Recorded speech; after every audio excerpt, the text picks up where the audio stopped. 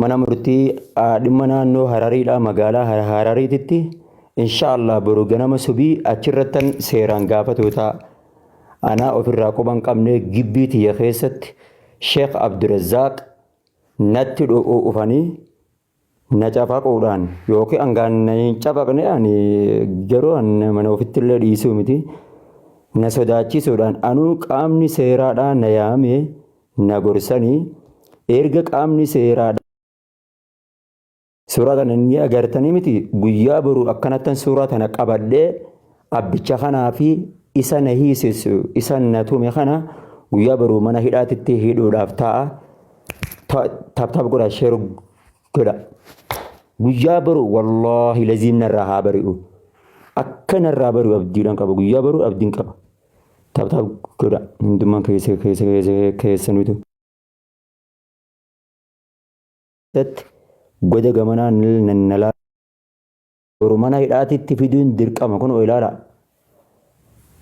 kaleessa si tolchaniin jeyna wallaahi borunni hidha aanaan borunni hidha uqsim warabbil kaaba yoonunan boru gartee hin hidhin anaa miti wallaahi anaa miti wallaahi summa wallaahi boru hidhuun kiyya hidhuudha tana ta'uu baannaan guyyaa boru uumattee jirti. Maal annantum ne baran way nantum ne arbiidu man nawara bamale osoo natum maal uleen isaanii takkaan nen dhoynen amma immoo garuu guyyaa barundis guyyaa baruu mana hidhaatitti anaatitti naqa kabajamoon dhimma gartee islaamaa Sheekh Abdusalaam Jibriil jechuudha Sheekh Abdusalaam Jibriil haleessa mana waajjira isaaniitti na yaamanii wallaahi akka nama nagaatitti naaf jechi ati jette sunullee isinaa godhanii akkasitti biraa bee jechuudha. Bismillaahi rahmaani rahiim. Tanatti fakkaata biiroo kaleessa as sheesmaan durriidhaatiittu kalee na yaamee achi dhaqe jechuudha. Achi dhaqe kaleessa.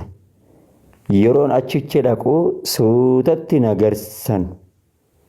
nagorsanii akkanaaf akkana ta'e naan jedhanii irraa gabaabadhu naan jedhan. Amma gaarra anaa quban qabne manuma kiyyatti gibbii tiyya keessatti gibbii Muhammad Bayaan Ustaad Muhammad Bayaan jaaniin. Muhammad Bayaan an gibbii tiyya beeyta arra akka tasaatiin bane malee duraanus hoggammana seeni beeyta an gibbii tiyya keessaan qollofadhan. Abbaan fedhe natti illee hin dhufu mana kiyya hin qollofadhan hoggammana kiyya qollofadhee buqqaa ayyeeja amma anaa quban qabne hulaan banaadha jirti okay hulaan banaadha jirti amma sheesmaanitti reebntana yeroon dawwalu sheesmaan boru ganama anaa sirraa qabee mana hidhaatti geessa wallaahi gaafatu qabdaa jiran dirqaman itti gaafadha guyyaa boru biiznillah mana hidhaatitti geesse boru jara kana mana hidhaatitti geessuudhaan qaba. Guyyaa boru qaamni nagaa natti dhufee qaamni mootummaadha nagaa na yaame na gorsanii washaba kan kiyyanatti fakkaata kana jechuudha. Assalamualaikum. Warri viidiyoo suuraa inni suuraa ciccirtanii Muhammad Bayaan akkana Harargee maraataa ofiitti galchite jettanii dubbattan hin gammadina ambaru qaamat seeraatti baru seerat wallaahi yoonan ambaru seeratti harka hidhuudhaaf hin teenye tuuji gannatuuf. Kun kan haram baname durante. Assalamualaikum. Wayye, assalamualaikum. Maayikii irraan banaa sagaleen tiyyanii dhagamti ummata. Sagaleen bareeda jira. Amma dhagee jira dhiifama earphones sagalee itti gaddeebise. Wa alaikum salaam wa rahmatullah. Jirra alhamdulillah baganna nagaan dhufte. Alhamdulillah. Sinillee baga nagaan dhufte. Hordoftoonni Ustaaz Muhammad Bayyaan illee baga nagaan dhuftan siniin jenna. Akkam isin? Nagaa alhamdulillah. Maaliif jirta halkaniin laayivii seentee maal jechuudha? Suuraati yaani viidiyoo takkan argeen viidiyoo jirri viidiyoo takka taa olii gad deemaniin takka argeetan ka'ee Sheekh Usmaanitti dawwale. Ani jechuudha. Ani kaleessa dhimmi islaamaadhaan na yaamanii biirootti na yaamanii na gorsanii na bira akkasitti na Bari gaggeessanii deeme. dhagaye. Bari hiriyoota keetti isaan maal rakkoo qabare? Yoo jechuun hiriyaadha. Hiriyoonni kiyya haadha manaa hiriyoonni kiyya akkasii miti booni. Hiriyoonni kiyya viidiyoo na waraabanii akkasitti ol baasuun gaarii miti. Anuu dhimmi islaamaatu viidiyoo na waraabne dhimmi islaamaa kanaa naannoo Harariidhaa biiroo isaaniitti na waraabne suutatti gorsa naaf kennanii eenyuudhaatiitti waraabaa jedheen tokko kana. Waraabaadha akkas godhaa gabbaasaan.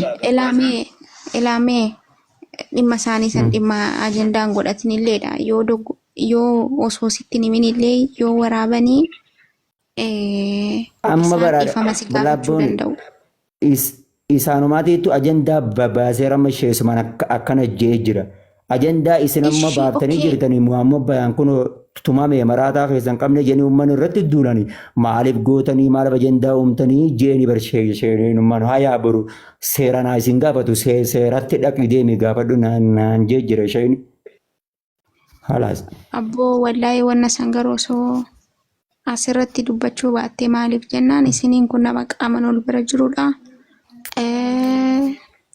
Nama qaaman si bira jiru nama walii nyaatee dhugdu uummanni hawaasni miidiyaa kuni waa siif gochuu dhiisuu danda'ani garuu nama qaaman si bira jiru kana nama si rakkoo fi balloo si faana qooddatu kana dhuftee asirratti itti dubbachuun wallahi anaaf garuu dhiifama naaf godhe. Ishati viidiyoo xiyya takkaati hin agarreet Hamzaa jiiti fi namni hundi Hamzaa ishee jaabi namni hundi sheer godhanii kun Harargeen maraataa likkii galchitee jedhanii dubbatan sanati hin agarre sun gara siinyaatti hooti maaliif waraabdanii ol baaftanii dhaabartana seeraan hin gaafadhaga inde seeraan gaafatuun qabu.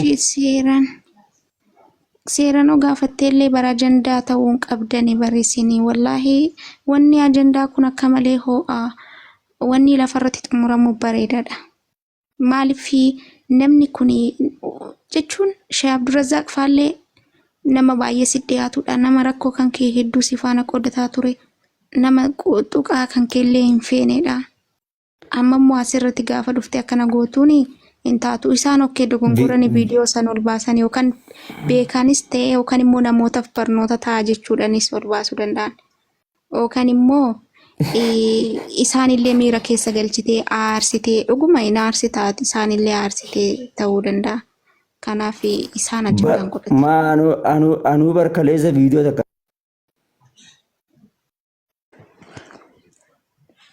Jira miti. Kun akkana godhe. Ati waa'ee kan keetii haasaa dubbataa zanaa jedhiti. Ati waa'ee hiriyoota kan keetii immoo asitti hin dubbatin. Keessa walirraa waltumtanis keessa waltumma jechuu si bira jirani. Boruun seeratti dhiyeessaa ashir. Boruun seeratti dhiyeessaa. Achitti bakka seera dhiyeessee waan qaxxaamuu qabanillee siifaa qaxxaamanii bakka rakkoon qabu. Wanni naa qaxxaamu tokko maal siimu hiijigaa booni na seema. Harka didda duubatti hidhamanii suni waan bareeda. Jilbiifatanii viidiyoon haa waraabamtu. Viidiyoo waraabamtee akkasitti haa gallakkisanii. Haraa akkamitti sheeka viidiyoo waraabamtu? Maaltu haraami? Antiyyee sun haraamii miti. Ati isaanii rakkoo suuqan. Indee maal jechuudha hangafa kan keetii barisa. Hangafa kan kee kabajuu qabda. Ma kulliin ilma namaatu rabbiin biratti wal qixan jenne. Laa umuriidhaan nama si hangafu kabajuu qabda. Okay bakka hin jilmifachiisu harkummaan haa hidhamu. Dhiifamaa siinaa jedhan. Laa akkisiin jedhani. Dhiifamaa obboleessa keenyaa nuti ati nuuf sirraa'uu diddeetii nu aarsitee daangaa darbitee osuma nuti si bukkee jirru osuma abshirsiin jennu nu harkaa miliqxee Oma sitti dhiyaataniif akkasii godhan malee osoo alagaa ta'e ofitti dhiistaati. Wallaahi dhuguma dubbachuuf sitti dhiyaataniif akkasii godhan. Bar namoonni hedduun akka jensiimuu laal seeraan si'utatti seeraan maaliif akka baqqaan jiraa miti akeekkachiisa seeraan itti godhu qabdan malee akkanaa fi akka nama gartee hin jiran. Angaruu nallee hin dhohine dhiisa alhamdulillah yoo takka illee hin dhohine. Yoo sidhaan illee maal rakkoo qaban dee.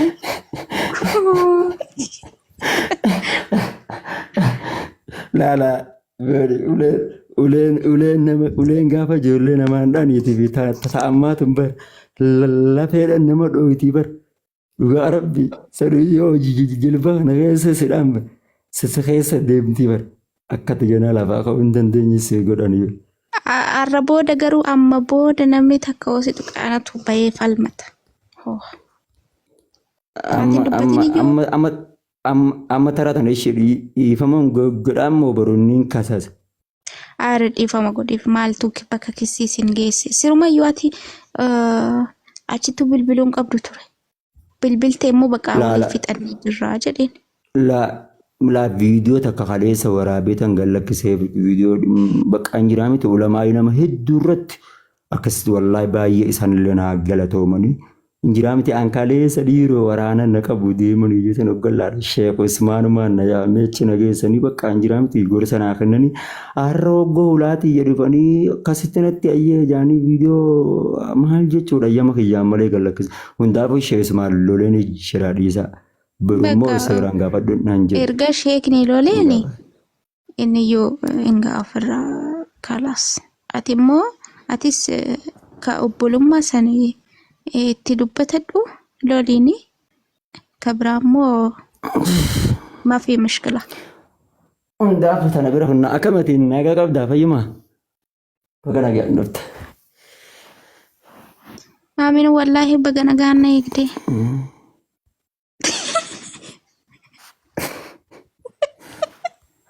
Osan sila sitit osan sila pekalan jiramiti ndafum amalle manda kabasi sitit do fajidetan sila osan sayo yakatan obise baka mana hanas to de sila girgiri mo dabate baranin tun wallahi anin tun kappane situn anjada amma wan pradi sati maka kiyakan la ammati amma akagonu simuga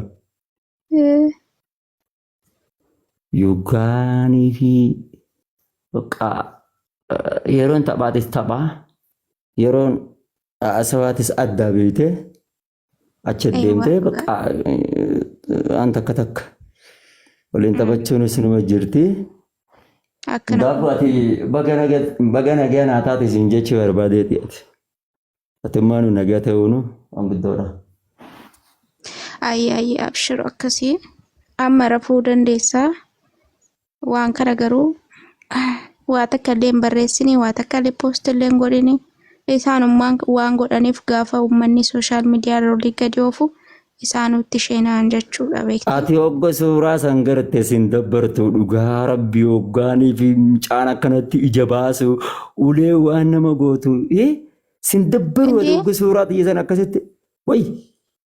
Bar ishi amma sin dabbaru ishi amma suuraa kan keessanii fi sagalee kan kee amma asi dubbataa jirtu kana Oromoon yoo olii gadi oofee akkam goota miira keessa seensisu. Suuraa sanaa sin baaseen. Kanuma ammaa kanarraan taa'e.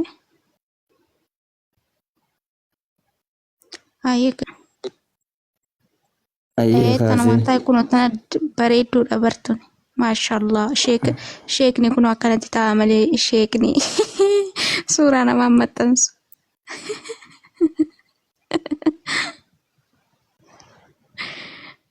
Dhageesseemi. Allah bakka maashaallaadha akkanatti kun. Aara ija keenyaaf sirrii miti jijjiiraan oolinii. Way sagalee tiyya tana waraabbatanii boru Facebook irra. Kanas bareeda bara hundinuu.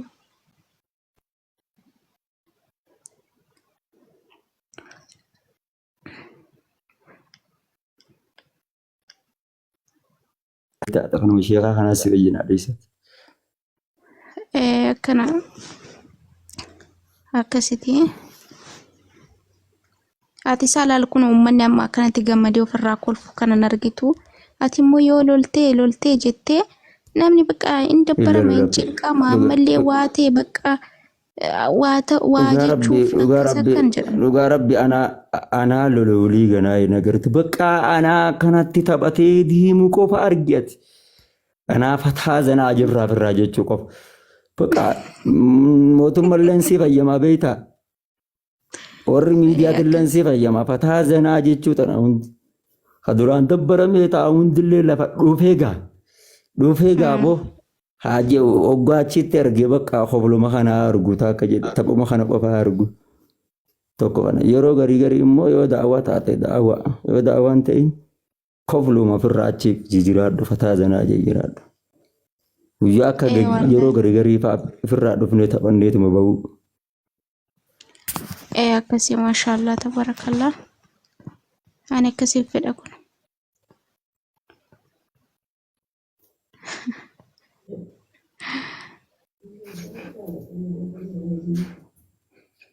Kaan afaan itti wallaaltanii?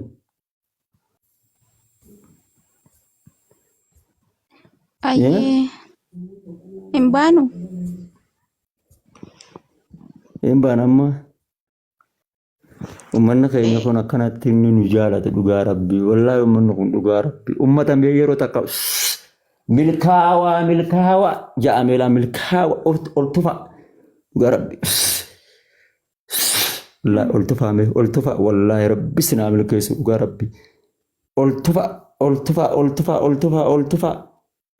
tufa isin yaa taatu barakadhaa galatooma khayri keessa nu tura nuti amma ni baana rabbi sinaa taksu yaada muraada keessan soomanaan isinaa eegu jaarsa fi jaartii ala jiru baatiin ramadaanaa tun dhugaa rabbii tagartee injiraa miti. Laal gaata akkanatti oggoboo isin achi jedhaytanii taraawee salaatanii dhufta wanti hundi qophoo'uutti rabbi sinaa godhu isin jedha fayyaan rabbi sin mokkorin waa dhabaan rabbi sin mokkorin quraanni si haa laafatu milkii diinii fi duniyaa rabbi walitti sinaa qabu wallaahi hamtuu isin irraa qabu rabbi sinaa milkeessu ji'a ramadaanaatiin rabbi sin haa eegu ji'a ramadaanaatiin rabbi sin haa eegu haadha fi abbaa keessanii rabbi gartee wallaahi isin gee maatii teessan. Yaaboo wanni nan isinitti dhaammadhu mee rabbumaa jaadha laal akka dhiigaa maatii teenya rabbi umrii nuu dheeressee maatii teenya kaddamannee haadha fi abbaa teenya yeroo ammaa tana miila irraa dhiinee biratti deebinee huccuu irraa dhiinee salaati jenneeni waan hundi qopheessinee filaan akkanatti jara lamaan jidduu teenya irraa kaddamannee du'aa irraa fudhatudha. Lammaffaa ammoo maatii gartee dhiigaa. Haadha manaatti yaabboon yeedhaa tana laal akka rabbiin naa qajeelchee laal islaamummaa tana naa kenne ishii tanallee naa gammachiisee wallaahi ganda ijoollee warra ganda gara islaamummaa dhufteeti maatii isaanii rabbi dakarraa kaasee hortee adaadaa isaanii abaabaa isaanii kulli isaanii abaabiyyee isaanii aboo rabbi akka gara islaamummaa fidu du'aayii godhaafi wallaahi yaabboleeyyan kiyya akkuma maatii teessanitti ilaalamaa laa hangam takka gammaddan. Hangam takka abbaan keetii waggaa si wajjin ka'ee salaata itti fufe hangam takka gammaddalaa hangam takka ummaan tanteetii waggaa kaatee salaata hangam takka ati gammaddu aboo bakka tana rabbiin kiyya hin dandaatiti ishee rabbi haa gammachiichiisu rabbi gara islaamummaatti rabbi irraa haa saaqu rabbi haa ibsuu fi daandii haqaa irratti rabbi haa fiduu fi isinillee rabbiin kiyya yaadaa muraada rabbi isin haa guutu hamtuu rabbi isin irraa haa qabu yaa nama rakkoon itti jirtu rabbi rakkoo keessaa si haa baasu yaa nama fayyaan itti fayyaa dhabdee jirtu rabbi fayya dhaba sirraa gartee hin dandaati sirraa fuudhee fayyaa bareeddu wallaahi laziim.